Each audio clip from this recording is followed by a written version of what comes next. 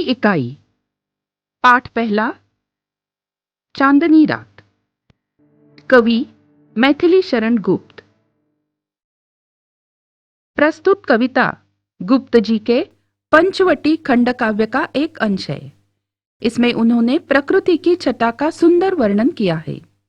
कवि ने अपने शब्दों में चांदनी रात का मनोहारी वर्णन चित्रित किया है। चारु चंद्र की चंचल किरणें खेल रही है जलथल में, स्वच्छ चांदनी बिछी हुई है अवनी और अंबर तल में। चांदनी रात में आकाश में सुंदर चंद्रमा शोभायमान है।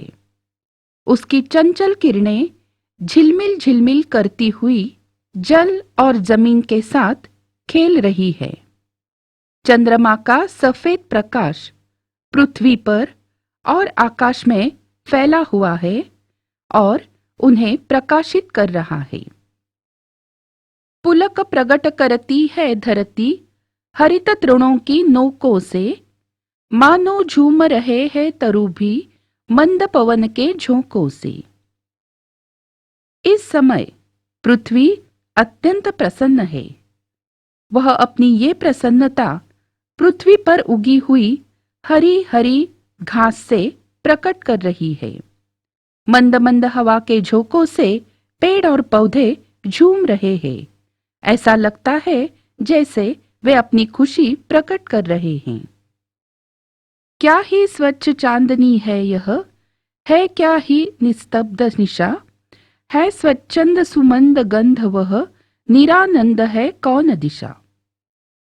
कवि कहते हैं कि यह चांदनी गजब की निर्मल है। यह रात कितनी शांत है।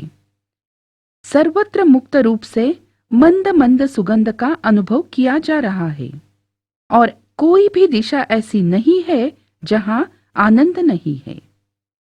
बंद नहीं अब भी चलते हैं नियति नटी के कार्यकलाप, पर कितने एकांत भाव से कितने शांत और चुपचाप। कवि कहते हैं कि यहाँ कोई भी गतिविधि बंद नहीं है। सभी कार्य जैसे पहले चल रहे थे उसी तरह अभी भी चल रहे हैं। रात्रि रूपी नटी के सारे काम चालू ही है। लेकिन विशेषता क्या है कि ये सब काम बहुत ही शांत ढंग से और एकांत भाव से हो रहे हैं। किसी भी तरह का शोर सुनाई नहीं दे रहा है बिखेर देती वसुंधरा मोती सबके सोने पर, रवि बटोर लेता है उनको सदा सबेरा होने पर। कवि चांद और तारों की तुलना मोतियों से करते हैं। वे कहते हैं जब सब लोग सो जाते हैं तो पृथ्वी आकाश में मोती बिखेर देती है। और ये मोती कौन है?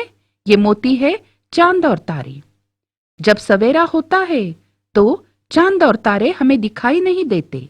इसका मतलब है कि सूर्य इन मोतियों को बटोर ले जाता है और विरामदायिनी अपनी संध्या को दे जाता है, शून्य शाम तनु जिससे उसका नया रूप छलकाता है। कवि को लगता है कि सुबह होने पर सूर्य मोतियों को बटोर ले जाता है और ये बटोरे हुए चांद तारे रूपी मोती सूर्य संध्या को सौंप देता है। क्यों? क्योंकि संध्या उसे विश्राम देती है। अर्थात शाम होने के बाद चांद तारे हमें आकाश में फिर से दिखाई देने लगते हैं। इससे रात्रि की कालिमा प्रकाशमान हो जाती है और रात का एक नया रूप हमारे सामने आता है। पंचवटी की छाया में है सुंदर पर्ण कुटीर बना, उसके सम्मुख स्वच्छ शिला पर धीर वीर निर्भीक मना। कवि पंचवटी का वर्णन करते हुए कहते हैं कि पंचवटी यानी वट के 5 वृक्ष, उनकी छाया में घास फूस और पत्तों के छप्पर वाली एक सुंदर झोपड़ी बनी हुई है। उसके सामने एक साफ सुथरी शिला है जिस पर एक निडर योद्धा विराजमान है। उसका मन दृढ़ है। जाग रहा यह कौन धरनुर, जबकि भुवन भर सोता है, भोगी कुसुमा युद्ध योगी सा बना दृष्टिगत होता है। कवि कहते हैं, इस समय संसार के सारे लोग सो रहे हैं, लेकिन यह कौन धनुषधारी है जो रात के समय जाग रहा है? उन्हें लगता है यह गृहस्थ कोई सन्यासी जैसा बना हुआ सा दिखाई देता है।